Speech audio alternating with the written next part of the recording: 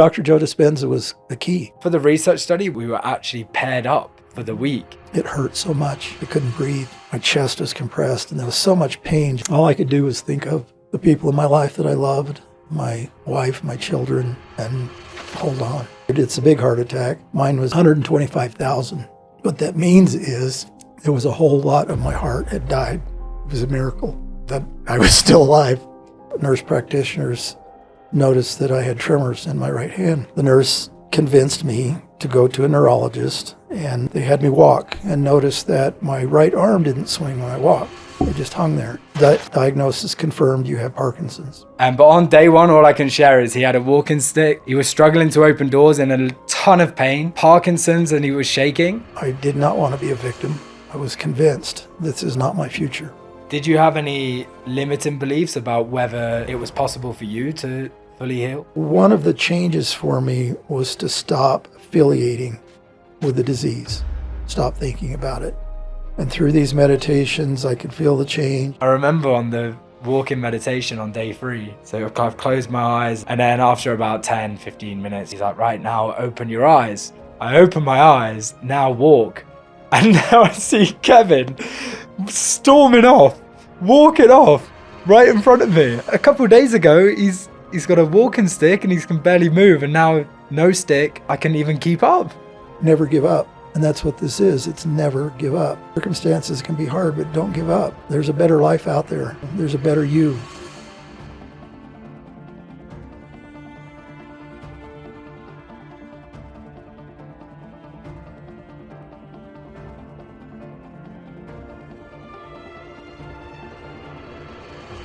Welcome back to another episode of the Transformation Code.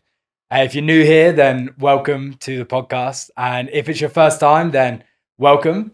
So my name's Sam, and it's my job to tune in and to bring guests onto the episode who can inspire you to become someone greater than you already are. And today we've got a very special guest, actually a man who I met at a Dr. Joe Dispenza, a week-long retreat in Denver. And at that retreat, we both put our name forwards to do the research study. At every Dr. Joe Dispenza's event, if you don't know him, by the way, I'd highly recommend knowing him. I know a lot of you guys as the listeners will know him. But yeah, he backs all of his research is done by science. So before going to the event, I didn't know Kevan, who's the guest today. And I put my name forward to do the research study. And so did Kevan. And then we get there on day 1, we meet one another. And I tell you, he's going to go deep into the story. But on day 1, all I can share is he had a walking stick, like a cane. He was struggling to open doors in a ton of pain, Parkinson's, and he was shaking. And what you're going to hear today is an inspiring story to hear how something that's would seem so mystical and seem so beyond what you could ever imagine has actually taken place. And I was there and I saw it firsthand. And that's why I wanted to bring Kevan onto the podcast to share his story, share his inspiration with you. So listen in and let this code activate something deep within. So Kevan. There we go. Mate, here we go. Yeah. Mate, it's awesome to have you on the show, and thank you for coming on. Thanks. Yeah, man. And let's throw it straight back into the Dr. Joe Dispenza event. Why did you take the time out of your life and invest into going to the week-long event in Denver? Well, let's go back a little bit. This is in 2023, and March of 2023, March 19th to be exact, I had a heart attack. I had gone to bed and started having chest pains and felt like the classic elephant on your chest. Felt like my left arm was going to explode. There was so much pressure. But I'd gone to bed, and I'd had some events before, gone to the hospital. No, you're not having a heart attack. It's just other things, whether it was esophageal spasm or paraspinous nerve muscle spasms. They mirror what feels like chest pain. So this happened to me, and I'm laying in bed going, oh, crap, this one's real. And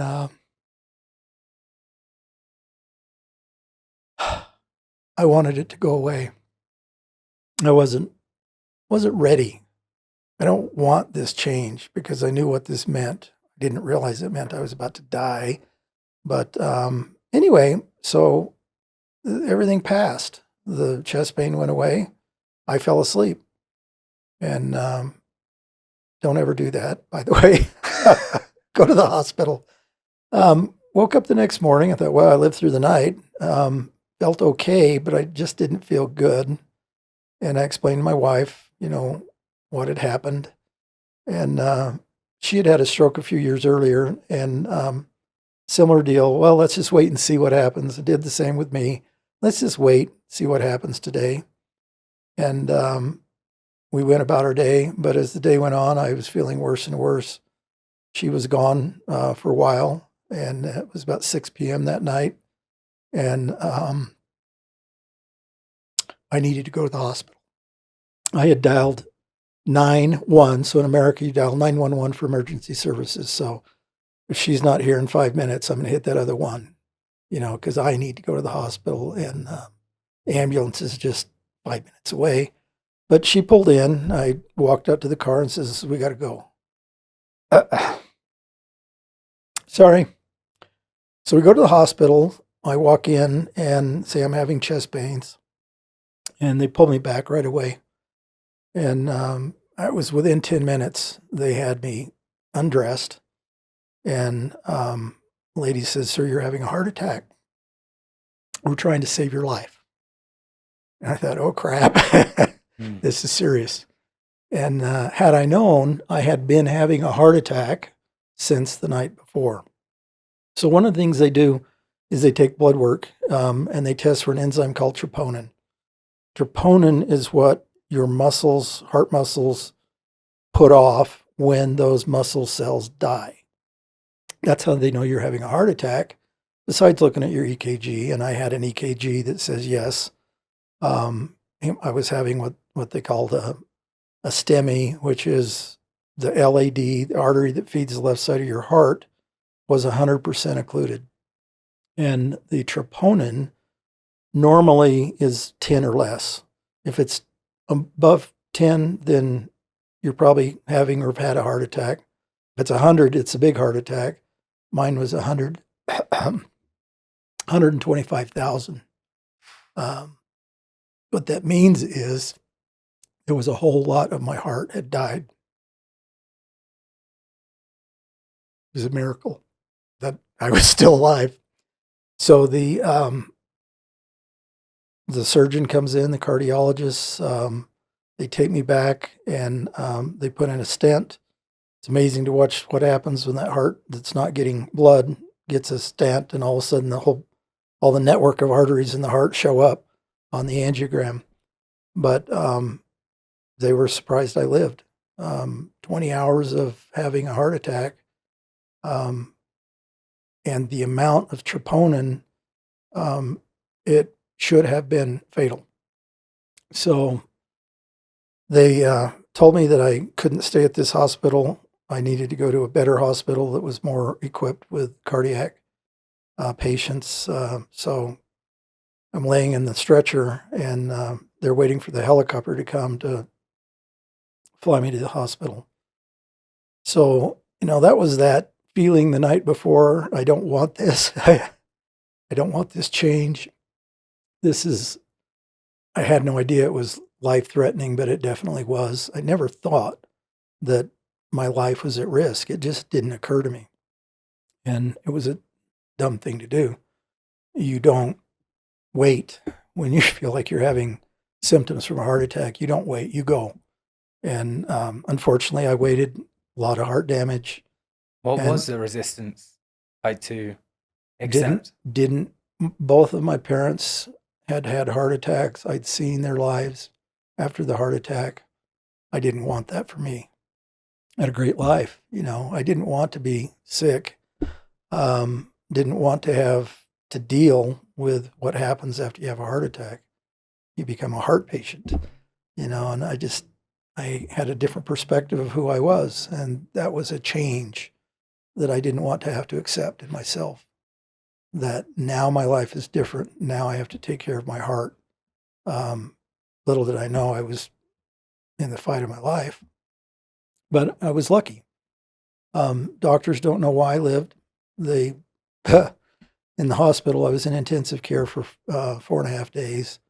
I had doctors from all over the hospital come in saying, I have to meet this miracle man. Hmm. So, yeah, it's still very emotional for me. It's 2.5 years ago, and I still think back at that first night. There was so much pain. Those heart muscle cells that have died, they create a lot of pain. I was in a tremendous amount of pain. They started to try and manage the pain and started with some type of opiate. They went to the next level and they went to the next level, and then they were at morphine, and they kept giving me more morphine. It wasn't touching the pain. It hurt so much. I couldn't breathe.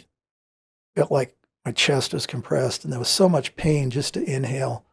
I could just sip. I could just go, and I did that all night long. All I could do was think of the people in my life that I loved, my wife, my children, and hold on. It was a rough night, but I made it through the night. I'm not sure that they knew whether I was going to live or not either, but I did. And then came the recovery, and it was hard. Just getting up and walking. The pain was just tremendous. And again, intensive care. They want me to get up and walk.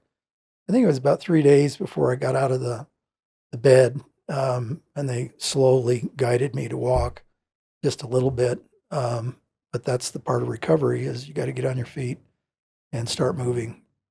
So after 5 days, they sent me home, there to recover. I had a few more episodes. In fact, 2 weeks into it, called the ambulance again. Thought I was having another heart attack, but it was just post-heart attack pain. So anyway, moving on to recovery. And it was tough. It was really hard. I didn't start, they have a whole therapy program. I didn't start that for 3 or 4 months, just because my heart had to get well enough that I could get up and exercise. During that process, I had heart failure. So what heart failure means is that your heart, in my case, they have a thing they call ejection fraction. That's how much volume of blood squeezes out of that left side of my heart. Left side of your heart, the left ventricle, squeezes blood to your brain and your toes. So it's got to be strong. And in my case, they measured the heart was only pumping about 1/3 of its volume. Most people's hearts pump about 70% of the volume of that ventricle. I was at 1/3. So that means the heart's not squeezing hard. It's more difficult to get blood to my brain and my feet. So you have a lot of symptoms, and you've got issues with the left side and the right side of the heart trying to balance each other out, because the right side's still doing its thing. So there's just a whole lot of stuff that goes on physiologically, and heart failure is potentially fatal. It's something that people have and they live with, and eventually the heart gets tired and it starts failing even worse. So I was dealing with heart failure. Through that process, then one of the heart failure nurse practitioners noticed that I had tremors in my right hand. And she said, you know, you have tremors. Yeah, I know I have tremors. It's like, just one more thing to deal with. I've got enough health issues. I had, before that, I was dealing with arthritis, kidney failure, or kidney disease, not kidney failure. That's enough. Now I've got heart failure. It's just tremors. And I'd had a doctor, we'd done all kinds of analysis before, and he just said it's essential tremors. You can see a neurologist if you want to. And I said, nah, it's just tremors. I can live with that. Well, as it turns out, the nurse convinced me to go to a neurologist. And when you go into the neurologist, you give them their symptoms, and they have you run some tests, motor skill tests, and they'll have you do things like do this, or squeeze, or tap, or rotate your hand left and right. And that's their diagnosis for Parkinson's, because Parkinson's affects the dopamine in your brain, left and right are different. So if it starts on the left side of your brain, the right side of your body will have symptoms. So in my case, I could do this as fast as I could, and this was like this. I thought, well, I didn't notice that. They had me walk and noticed that my right arm didn't swing when I walked. It just hung there. Stop and turn, and you don't have the agility to turn while you're moving with Parkinson's. You kind of have to stop, reacquire the direction you're moving, and then turn. I did that. I had no idea. I thought I just had tremors. I didn't realize I had these differential motor skills. The next thing they did was they sent me to a lab where they inject you with nuclear medicine. And the test is that nuclear medicine will attach to the areas in your brain where the dopamine that used to exist is gone. And they measure the differential from left and right. So those dopamine cells, when they die, that's what Parkinson's is your brain is losing its dopamine. And those cells that produce it are dying, so you can't reproduce it. So in my case, the dopamine production in the left side of my brain was almost 3 standard deviations from normal. So if you ever looked at a standard deviation curve, you got the peak and then the tail. Well, I'm way out on the tail of that standard deviation curve. That's where 3 standard deviations, it's way out here. The right side of my brain, left side of my body, I was about 1.5 standard deviations off. So diagnosis confirmed, you have Parkinson's. So I was dealing with a lot. That's a lot to take on. Yeah, it's a lot to take on. And yeah. Like I can still sense the rawness and the emotion. Oh, yeah. Like what's coming up for you? As you're like really why me? sharing. Isn't this enough? Heart attack, that should have been enough. I mean, that's a lifetime of struggles dealing with a injured heart. But now I've got that and Parkinson's. So I got my heart and my brain, and I have arthritis, and I have diabetes, and, and I just got to a place where, what am I going to do about this? I did not want to be a victim. I was convinced this is not my future. So a good friend of mine, I was trained in Psych K, which is a whole different story. But a friend of mine who was my teacher in Psych K referred me to a woman who was an energy worker, said, you need to go see this person. I walked in and met her, and she already knew me. It was just amazing that she could feel me. And she prescribed a whole bunch of things. And one of the things she does is she has this device that looks at the energy profile of your body. It looks at a lot of different things. It looks at my heart rate variability. And it showed that my chakras or my energy centers were all very low at about 10 to 30% energy in them. So on the average, 20%, not good. That means your body, your whole energetic system is not healthy. And so she had me start on some different remedies. She prescribed me to get a sauna, and there's lots of reasons why saunas are good for us. She said, you need to start looking into Dr. Joe Dispenza. She is an aromatherapist, and so she had me do an aromatherapy. She had me get a device called a brain tap, which is something that comes over your ears, has LED lights that come in front of you, programs that you listen to that are reprogramming your brain. So it's like hypnosis with a different spin on it, because those LED lights are coming on and off at a frequency that's affecting your brain. So I had a prescription, meditate 3 times a day. One of those needed to be with the brain tap machine. 2 other times following Joe Dispenza's work. Take these remedies, get the sauna every day as hot as I could stand it, and a number of other things. And I had started doing yoga on my own, and that was one of those inspirational things. I was driving down the street. It's like, yoga, that's what I need. And it was. I needed it for the Parkinson's. I needed it for my health. I needed it for my physical health. I needed it for my heart. I needed it for my energy. So I was really guided to start in with yoga. But Dr. Joe Dispenza was the key. And you started with his books? I started with his books. Now, I was already aware of Dr. Joe because back in the early 2000s, maybe the late 90s, he produced a show called What the Bleep Do We Think We Are? It's one of those things that just really makes you think. Like an atom is 0.9999999% space. And what are atoms made of? These particles. And there's just all kinds of stuff that What the Bleep he showed what water looks like when it's exposed to different types of emotions. Here's what water looks like when someone's anger. It just shows that in our physical world, there's so much more that we're not aware of, that we don't perceive with our five senses. And so I was aware of Dr. Joe, but I started on his book. This is about November of that year. And he had 3 books that I read. There was, what was the first book, Sam? First book, The Placebo? No, Placebo was second. Becoming Supernatural? That was the third book.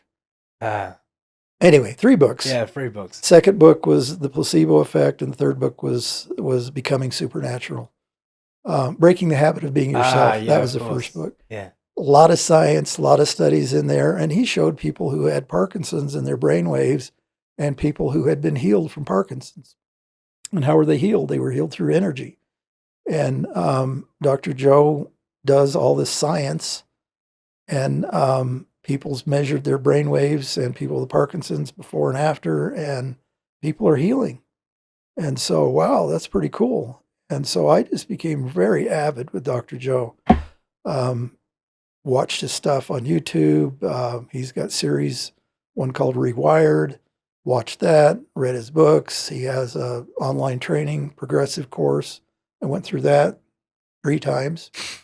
And somewhere through there, I just said, I need to go to an event. This is it for me. And all the while I'm healing. I'm feeling a little better. I'm feeling stronger. My heart's feeling better. It's like, can I really do this? And yeah, I'm really curious at what was going on internally for you at that point.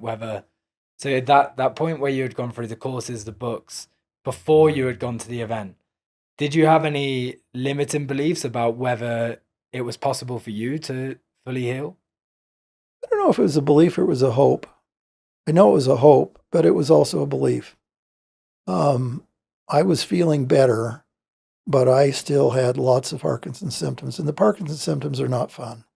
I mean, it affects movement in your body. So you think about what moves. You blink, you swallow, your digestive system. It's not just that your hands shake. My hands don't shake. Look at that.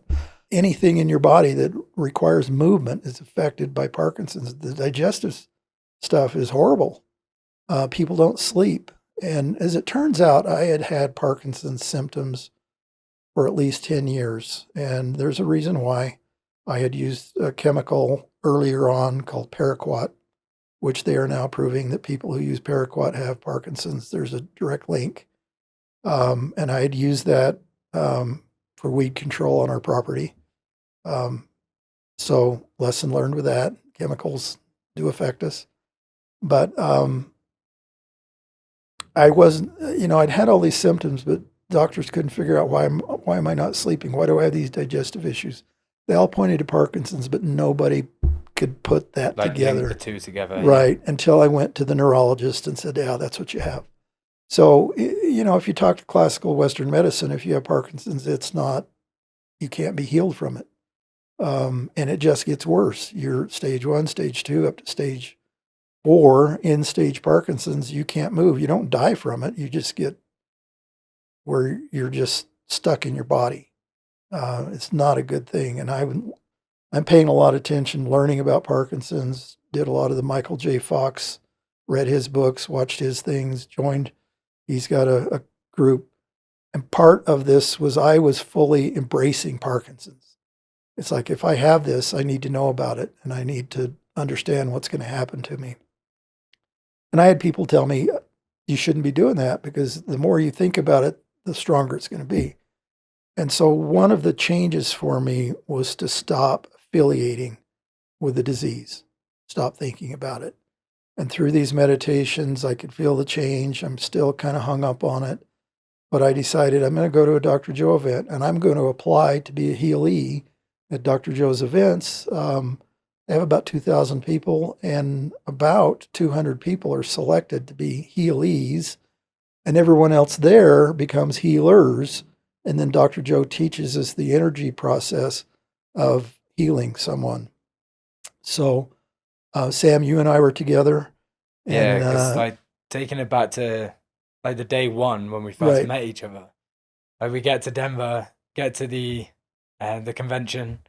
I walk in and yeah, I'd put my name forward to do the research, but I had actually kind of forgot beforehand that like I'd kind of done all that. right, And then I didn't really know what I was signing up for.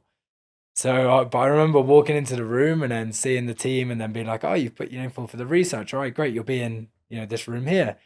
And then, yeah, I walk in, and then that's where we all sit down. All the people in the research studies who are also attending the events, and then they call out each other's names to like, select, show you who you're with, and boom, that was like when we first met, the first right. meeting. And I remember what was going on for me initially because I didn't realize that we were actually paired up for the Mhm. week with someone. Right. So I was thinking, right, I'm going to this Dr. Joe Dispenza event. I'm going to have this like all these mystical experiences and really learn more about myself and have these experiences. And then when I heard that we were paired up, I had like a mixed emotion because I was like, all right, cool. Like this could be an experience, but also I thought I was coming for like this, kind of like solo experience to go Right. through the event. Yes. So then we meet, and then you've got your, from like my recollection, you had your cane and struggling to open doors and a lot of pain. And I remember seeing your hands, and they were really like shaky as well, Mhm. And that was Yeah, I couldn't use his hand. I couldn't eat with his hand. I couldn't drink with his hand. mm, The joke was, don't give me soup because I can't get the spoon to my mouth. I can drink it. But yeah, this hand had become where I hardly used it yeah. because the tremors were so intense. Yeah. And so why did for the research study, were you aware it was going to be a pair beforehand? I think so. Yes, I was. Yeah. So what you don't know is that my pair partner didn't show up. Ah, yeah. And they went out into the hall looking for someone else who had signed up, and they found you. Mm, But that particular day, I was having extreme pain from my arthritis, and I could barely stand up. Definitely not without a cane. I couldn't walk without the cane. I could barely function. And in fact, I remember I had a container of water your drink, that yeah. had flavoring in it. It was red, and I was just so fragile. And with my Parkinson's, I spilled it all over the carpet in the hotel. Yeah. And I just felt sorry for you because you're stuck with this old man who can barely function, who's got all these medical issues. And here's this young, healthy man who's paired with me. So the concept of the pair study was to pair a younger person and an older person, and we spend a full week together. We sit together, we talk, we eat, we meditate together, and to see what happens with our bodies physiologically, energetically. And those results are still pending from Dr. Joe's work, but they saw results. They saw things change. They saw our brainwaves sync up.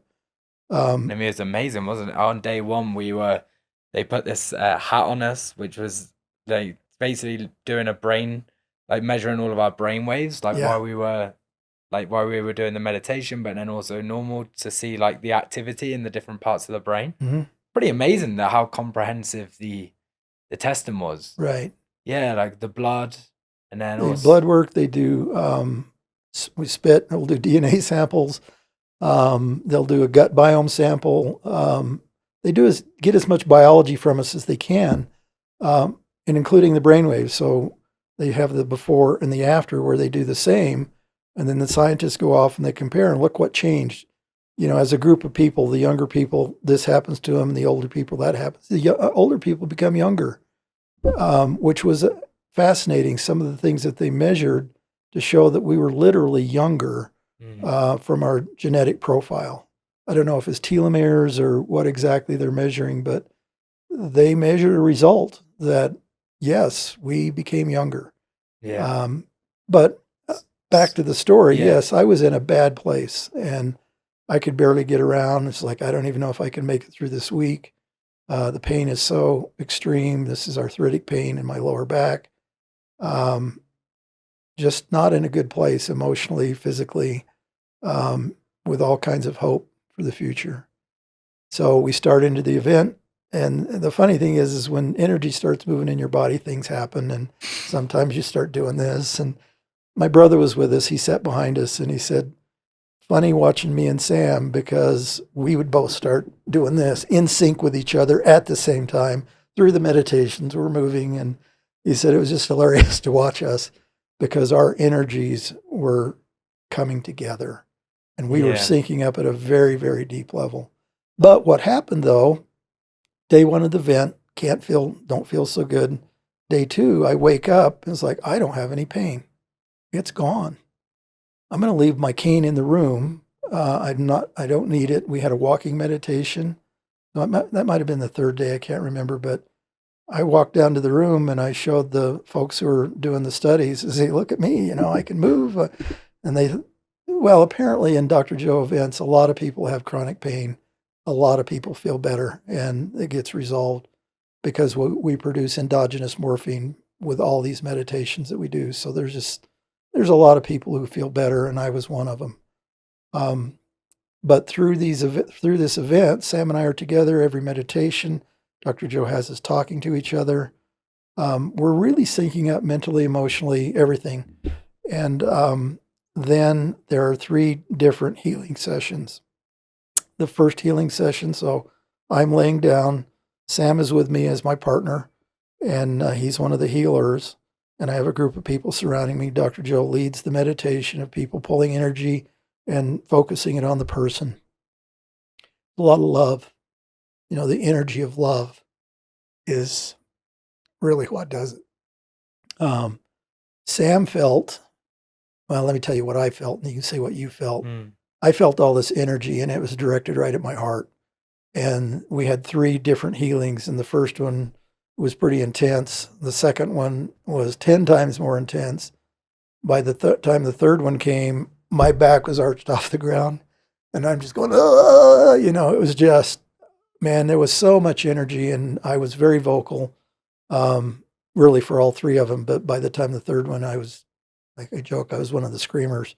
I couldn't hold it in. There was so much energy, and it was coming straight into my heart.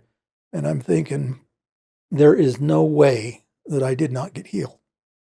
I thought my heart's healed because all this energy's in my heart, that everything, the diabetes, everything, the pain's gone. Parkinson's, it has to be. And there was a fellow across the aisle from me who also had Parkinson's.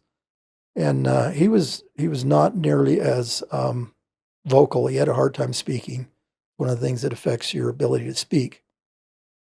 And I gave him a big hug and I said, Todd, I love you. This is going to work. So there's a lot of love in the room too. But I don't know. What did you feel, Sam? Yeah. Thanks for sharing. But yeah, a lot of love. I remember going in before that first healing, and it was almost like from day one, we were getting, it was almost like our minds, our energy, our bodies were syncing up. The more we were meditating together, it was like we were just coming into sync. Mm-hmm.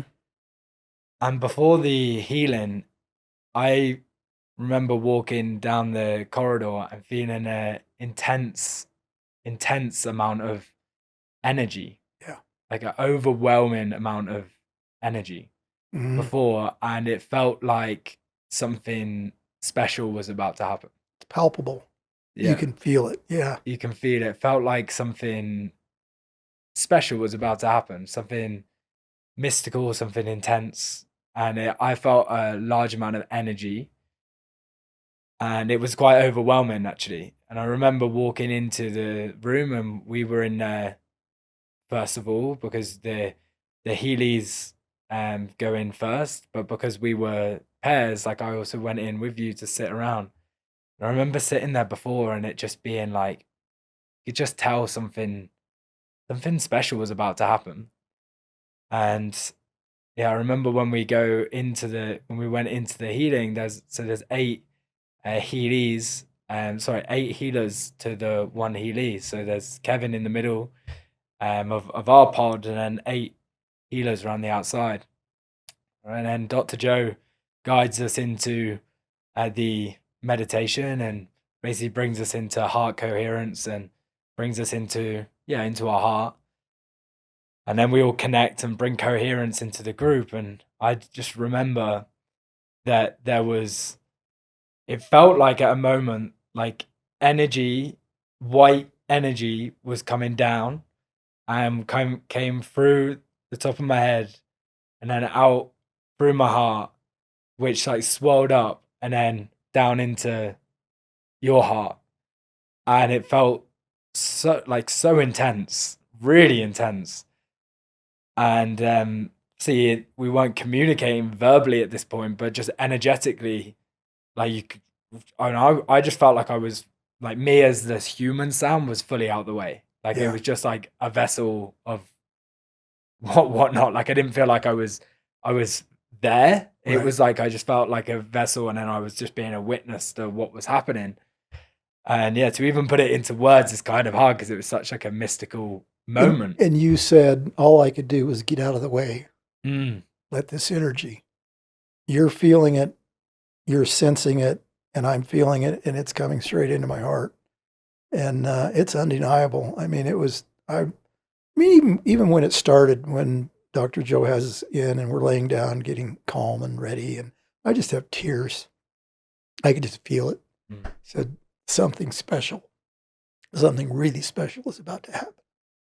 So one of the healers told me that during the healing, she witnessed a vision, if you will, of an embryo of me growing into a mature person, to the person I am today. And I took that as my cellular structure is changing.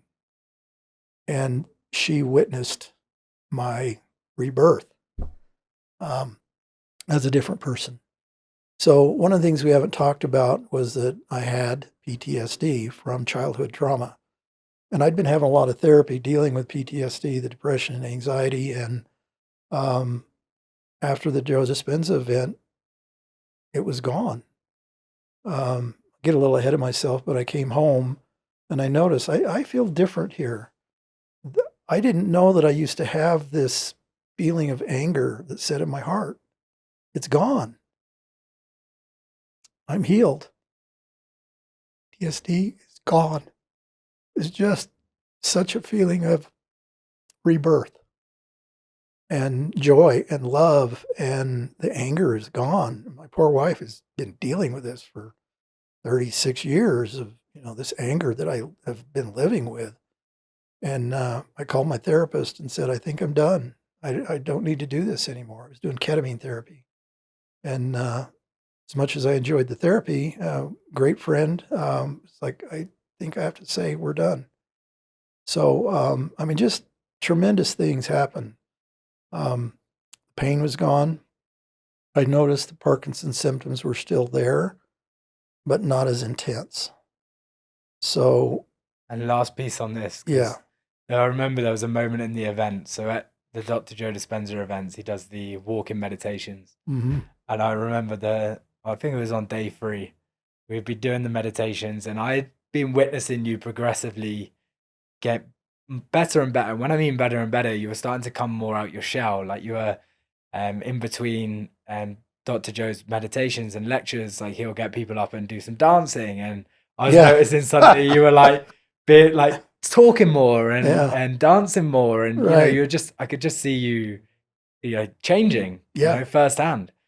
And I remember on the walk-in meditation on day 3, so I've closed my eyes, and in the Dr. Joe, this meditation, he gets you to go into, I think it was your heart, and then just bring yourself into center, but with your eyes closed, stood up. And then after about 10, 15 minutes, he's like, right, now open your eyes. I open my eyes, and then he's like, now walk.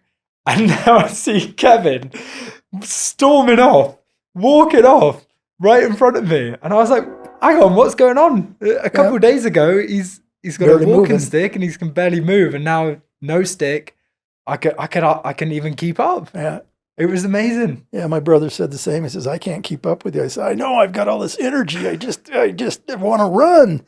It was crazy to have all that stuff released, all that pent up crap, and to feel the energy cleansing and to feel so good. And it's not just myself. I feel good about life. I'm in love, hug a tree, just everything is beautiful.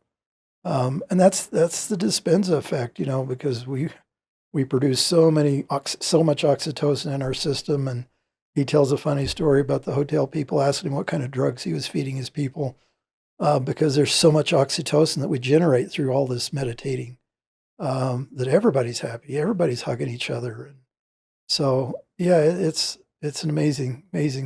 So anyway, back to the Parkinson's. Yeah, like the post. So post event, you Yeah, then go post back event, my heart felt good. The anger is gone. I'm in love with music, and I'm just playing all this beautiful, peaceful music, and I just feel so at peace.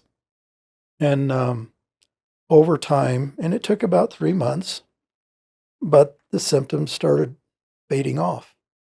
I was convinced I was healed. My heart is healed. My PTSD is healed. My arthritis is healed, and my Parkinson's. I knew it was all. In fact, I stopped taking medications. Don't do that. Talk to your doctors first. And not a good idea, because over time I realized, I went to my cardiologist, and yeah, my heart was still just like it was. Still have heart failure. But all the other Parkinson's symptoms, the swallowing, the speech, the sleep. I used to have nights where I would be awake until 4 a.m. because you can't sleep. You got sleep disturbances. I wasn't sleeping, but all of a sudden I'm sleeping through the night. So slowly the symptoms start fading. The only thing that was left was really tremors. And even them, they would come and go. They weren't so bad. I used to have a weighted glove that I would wear to eat that would kind of balance out the tremors so I could at least get food to my mouth. And put that away. I don't need that anymore. I could start eating with my right hand.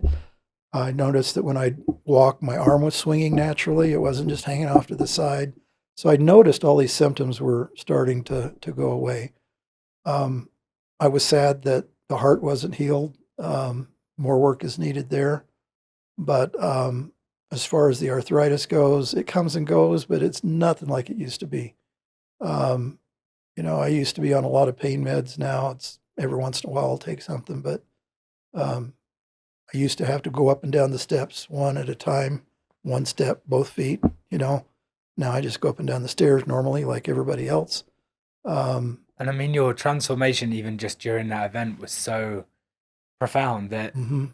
we, at the end of the event, Dr. Joe Dispenza had he took us to one side, right? As in his team. And then they did an interview, like, to actually share your story and to share the experience of, what actually happened from start to finish and your transformation. So, I mean, that was just from during that event. Mhm. Yeah, it's incredible. And who knows, Yeah. that may be coming out soon.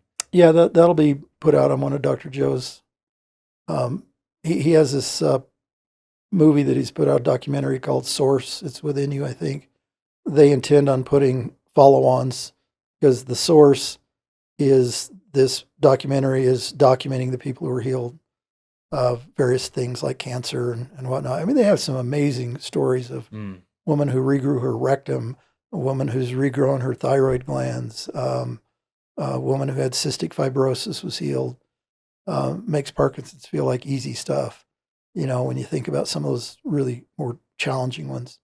I know that if I worked on my heart, I could heal it. It's just going to take a whole lot more work than. Yeah. And one of the things And I you're heard still him say, committed, right? You're still oh committed. yeah, one to of the the things I work. heard Dr. Joe say was, these neurodegenerative disorders are very responsive to this work, this meditation, this practice that we do. And so they have people with other neurodegenerative disorders who heal as well. And I just feel blessed that, number one, I was selected to be healed, because a lot of people apply, and it's a divine process where they select people, and I was selected. Todd, who sat across from me, he was selected. I wish I had his contact info to find out how he's doing. But see, that was so we were together in July. Sam and I, we ended up basically just being so energetically connected that you and I talked to each other for months. Yeah. We were staying connected. It's like Sam's having a bad day. I can feel it. It's like our energies are so intertwined. But Yeah, I'm so blessed for the connection. yeah, The and we still connection that are. we've Like got. Yeah. we're still here. Yeah. I mean, even after that event, you were like, yeah, come to mine. Like there's a spare room, sit in there, and then, yeah, we can Yeah, go. And you exploring, you took me, went to the range. We did some shooting, yep, explored around. And yeah, yeah, man, it was awesome. And I'm blessed that we're still here and still connected. And yes, yeah, definitely like really intertwine and connect through that experience. yeah. Yeah. So that was in July. Um, I was with Parkinson's. The medication, they give you different medications. One is for managing your digestive system and making that normal, better controlled sleep. But one of the main medications they give you is called carbidopa levodopa, which is artificial dopamine. And I was taking 4 a day before the Dr. Joe event. But as time went on, it's like, I'll take 2 a day. I'll take 1 a day. I'll take none because I don't need it. I'm not feeling the Parkinson's. I went to the neurologist in January, so it had been almost 6 months. They do the same tests, do this, do this, do this, do this. And I'm going, what else do you have? So they kept coming up with these tests, like, well, try this. It's like, yeah, they're the same. We were walking up and down the hall. I'm walking up and down the hall. My arms are moving, stop and turn, pivot. And, and they looked at me. He's like, what are you doing? I says, I'm meditating. I mean, I can't give the doctors, here's the whole thing. I'm not sure that they would believe me anyway. But just to give that testimony that what meditation can do for you. And I know it was the energy, and it was the energy healing, and it was everything combined. It was everything that Dr. Deb had me doing was preparing me so that I could receive the healing. I still use a brain tap. I still sit in the sauna. I still do a lot of the things that she had me doing because I feel it's still in there, but I just don't have the symptoms. It's just, I don't think about it anymore. In fact, today is more I've talked about it in months and months. I hardly ever even think about Parkinson's as a part of me. Mm. And Dr. Joe talks about we don't heal, we change. I changed energetically so that the Parkinson's would go away. And it's about changing. It's not about receiving energy and that everything that happens to us, all the practices is what we do to change. We change our mindset, how we feel about things, how we look at life. That's where the healing comes from. Yeah, that really Not resonates. being a victim. Yeah. It's part of it. Don't be a victim to that disease. Yeah, it really resonates. Yeah, like being the man, being the human, being the person who is willing to take full responsibility for where they're at and be willing to take the steps to change. Right. Like it took work, right? It took you being willing to put yourself in the right environment, to be around the right people, to also study the right information, to then take on the right information, to then be able to have these experiences, to then change, right? Yeah, And and there I'm has so to be a grateful. willingness. I'm And then so you went grateful. back to, right, Kevin? Right. To So I'm so another grateful Dr. Joe to event. people like Dr. Deb who had the wherewithal to guide me. And I know it was everything. I mean, the Dr. Joe part was the cherry on the cake and the going to the event that put it all together, but it was all that other stuff I was doing, preparing my body to change. But with Dr. Joe, you go to these events and it's just a big love fest because we just, so much oxytocin, you're in love with life. You're in love with everybody. I've seen people hugging trees and, they're just amazing events. And it's like, I want to go again. So I did. I went to the Dallas event this April. My brother went with me again and his wife. And I was selected as a Healee. I still had tremors. That was all I had left. I was clear in my application to be Healee. I still have heart failure. I have tremors, and I was selected again. And I know other people who had Parkinson's who were at the event. They weren't selected. Why me? I don't know. I can't tell you why I was chosen again, but another experience. And that was the experience where when I got there, so one of the things Dr. Joe does is he has people get up and give testimonials of their transformation. Stories of transformation is what they call it. And my brother told me after the first day, he says, you're going to get up there. I said, yeah, I kind of have a feeling I'm going to be asked to come up. And some of the people who work with Dr. Joe in the back were talking to me. He says, people need to hear your story. They need to know and see. They need to hope what they can transform as well. Dr. Deb tells me, there is a book in your future, and when are you going to write it? This is a story that needs to be told. My brother tells me, when are you going to write that book? And it's in my head. I just need to sit down and write it. Being able to retell the story helps me because I think it's not about me. It's about people who need the hope. But yes, I was asked to come up on stage, tell my story, and man, standing ovation, applauses. That night after that day I was up on stage, I went into the restaurant, standing ovation. The restaurant stands up. Oh, it was crazy. I was like a celebrity for 3 days. I saw people posting, and this thing is posted on Dr. Joe's transformation stories. And somebody says, yeah, I saw him walking down the hall and he's just a normal guy. Like, of course, what do you expect? Floating down the hall, I'm just a normal guy. I just put the effort. I was not going to be a victim. And that it was a tremendous amount of effort. Of course, I'm healing.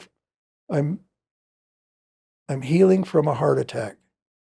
What else am I going to do with my time? Might as well meditate, because I don't have the energy to get up and do things. I still don't have a lot of energy to get up and do things, but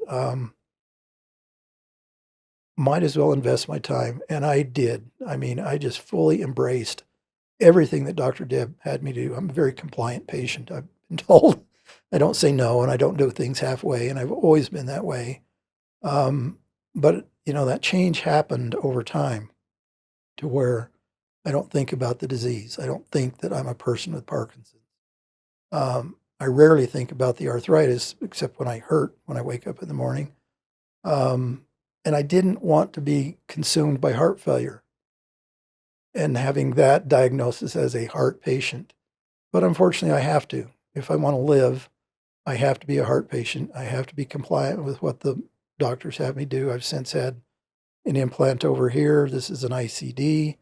It's a pacemaker, a defibrillator, because people with heart failure will eventually have, as the heart starts to fail, they will have tachycardia, or they will have heart failure, or they'll have a heart attack, or the energy, the electricity will go bonkers. And so this thing is there to keep the heart in place. Then they put another one over here. It's called a CCM. This one helps the heart with every pulse. It gives it some extra energy to give it a little more squeeze.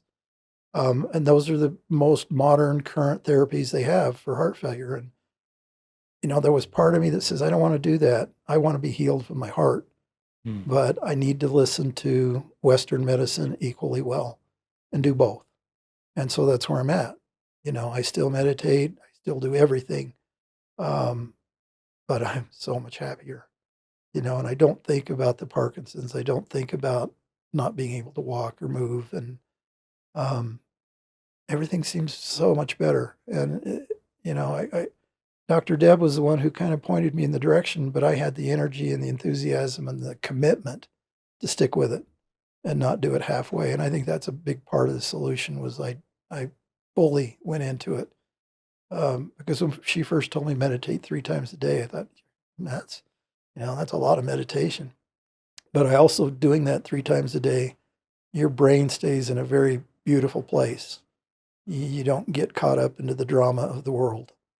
I told you, Sam, I used to watch TV, and I'd look at TV and it's like, this is just too unreal. It's too fake. I'm not into it anymore. I'd rather watch science and documentaries. If I'm going to watch television, I'd rather do that than modern television stuff. So that's where I'm at. So inspiring.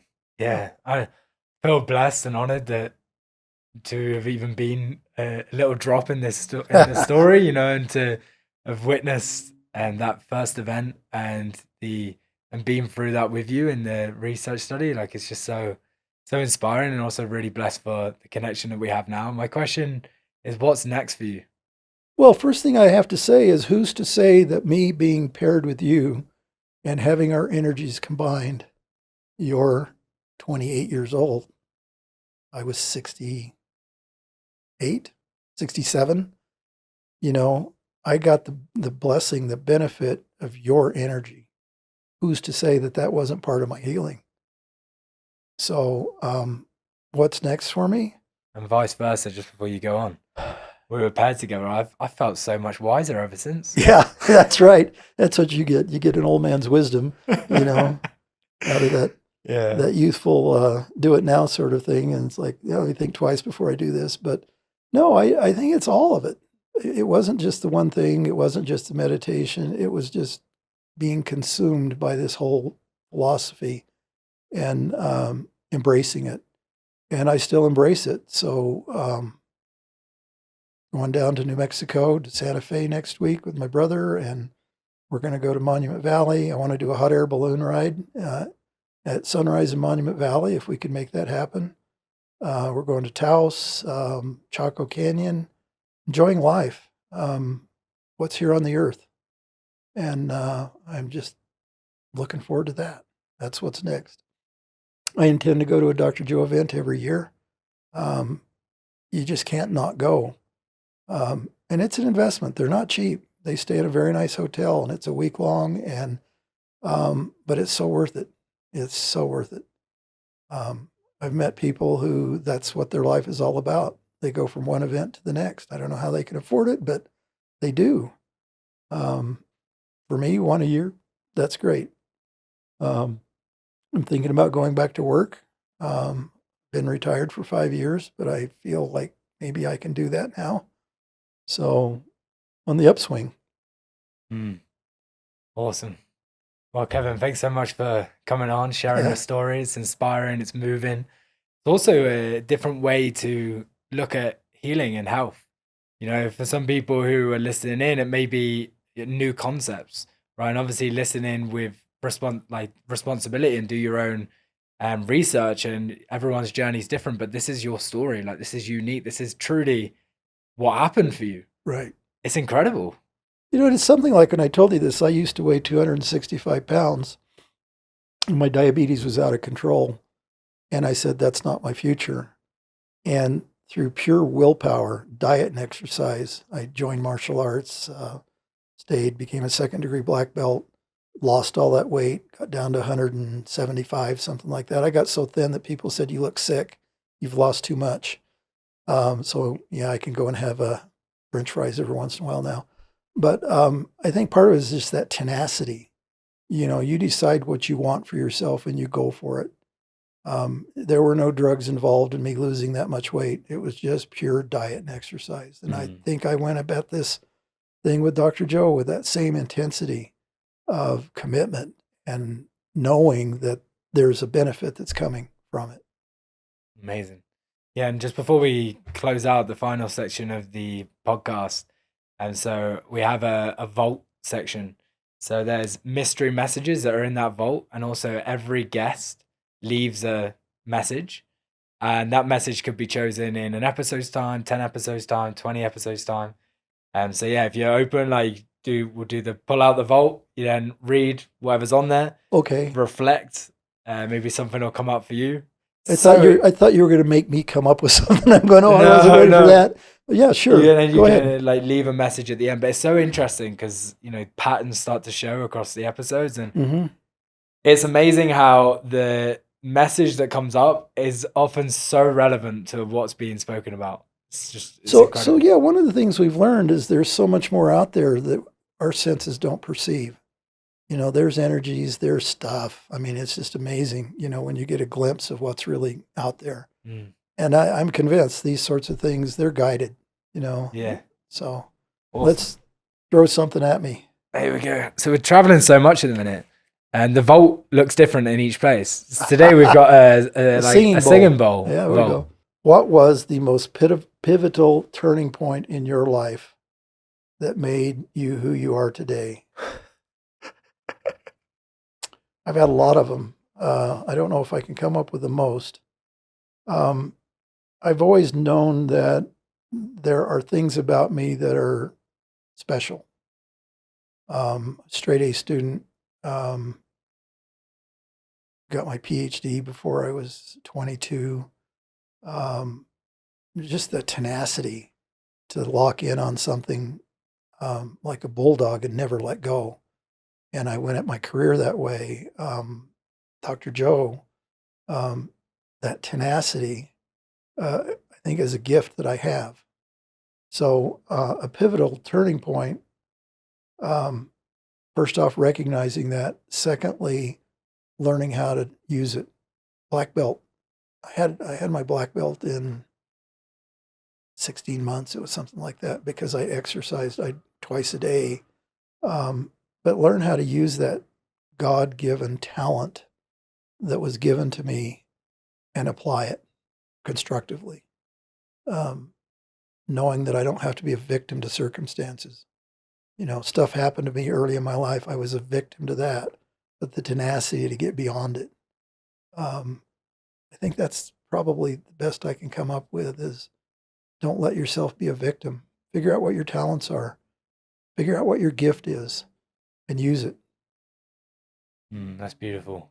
I don't know if that answered your question today, but Man, that's awesome. No, I mean, what came up for me with that is that, but what you've shared, like that really resonated, like tenacity, that word tenacity, yeah, such a powerful word. And but like we all have that inside of us, that tenacity that you can really channel and use into meaningful things. Like in that moment with Dr. Joe, you managed to use that tenacity to heal. And right. then during your work, you use that tenacity to make change and to make an impact. And yeah, for the people listening in, when you tune into that word tenacity, like, and really like feel that inside, like that, what you've just shared there, I'm sure has activated that tenacity inside of them that they can then channel and use in their life. Yeah, in martial arts, we used to have this saying, never give up. And that's what this is. It's never give up. Circumstances can be hard, but don't give up. There's a better life out there. There's a better you. When I did my presentation at Dr. Joe's event, again, the response from the audience, I go to YouTube and look for it. It's amazing. We'll put it in the show notes. Yeah, you can link that in. Yeah. But I had people come to me say, out of the whole 7 days, that 20 minutes of me on stage was the most impactful thing that had happened to them all week long. Hearing that story, it's not about me, it's about each of us and choosing what we want for ourselves. I didn't want to be a heart patient, almost killed me, but I chose not to be a victim to Parkinson's. And I choose not to be a victim to circumstances beyond my control. On that note, Kevan, thanks so much for coming on. I love you, man. You're welcome. Yeah, we'll hug. Yeah. Off camera. Thanks, All right. everybody. Cheers, man.